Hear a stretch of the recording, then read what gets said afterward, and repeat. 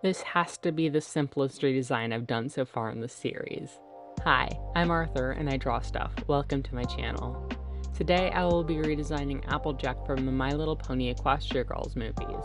So far I have done Twilight Sparkle, Rainbow Dash, and Fluttershy, so if any of those sound interesting to you, please check them out after watching this one.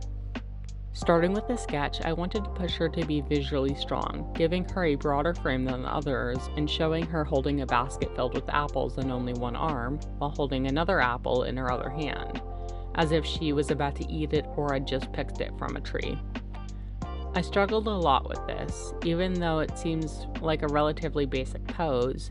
I just couldn't seem to get things looking right, especially with the arm that's holding the basket.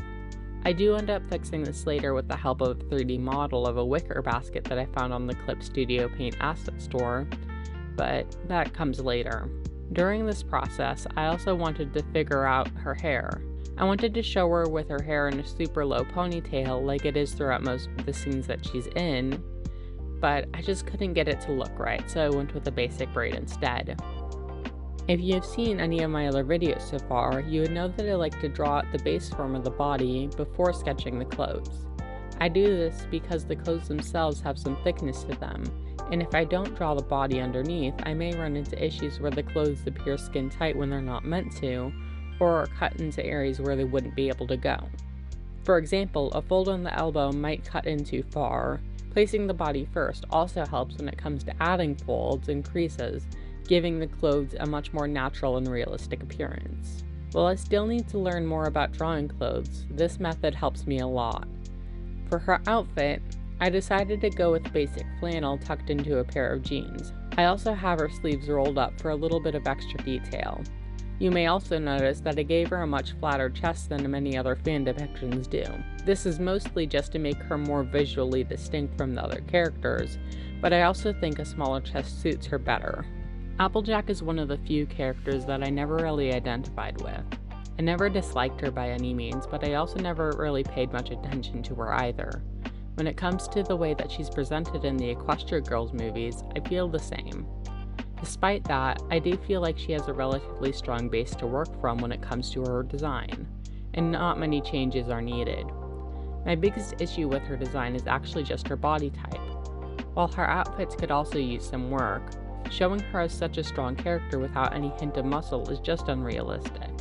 That's not to say that I think she needs to be a bodybuilder, but I do feel like her having the same body type as literally every other main character does not help her, other than in the few comedic moments where she's effortlessly carrying heavy things in front of the guys who are struggling. Once I thought everything was looking good, I started working on the line art, which was a relatively simple process with only a few problem areas, like the basket that I struggled a bit with. During this process, I also sketched in and added the apples to the basket and the hat because I forgot to draw them earlier. While I do that, I wanted to quickly mention a few more things about the original Equestria Girls design that I don't really like. Aside from the body type issues, I also feel like she loses a lot of her farm girl personality in the movies. While it comes up a little bit, it's nowhere near as key to her character as it was in the Friendship is Magic series. The only time it's clearly shown off is in the first movie when she's introduced. But even then, you have to have seen the Friendship is Magic series in some capacity to know that the cider was produced by her family. I just think they could have done more to integrate her background into her character design and personality other than making her strong and giving her a southern accent. Once the line art was complete, I moved on to working on the colors, starting with her skin. While she's the only one of the main six to have a relatively natural skin color, I wanted to make her more tan to emphasize the amount of time that she would likely spend outside picking apples or tending to sweet apple acres. I carried the warmer tone throughout the rest of the design as well, just to tie everything together.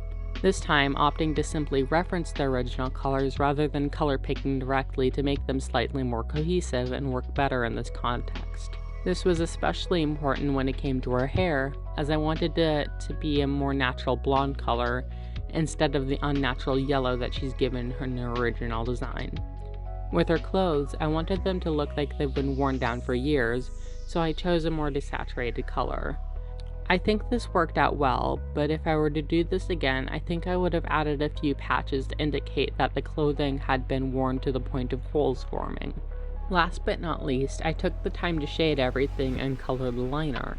I even added freckles to her skin and used the same gauze brush that I used on Fluttershy's dress to give her shirt a more natural look.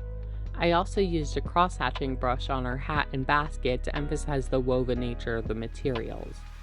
To add a little bit more to the hair, I also went and added a few extra loose strands over the line art to add a bit more texture. This is my first time trying this method, but I think it looks nice here.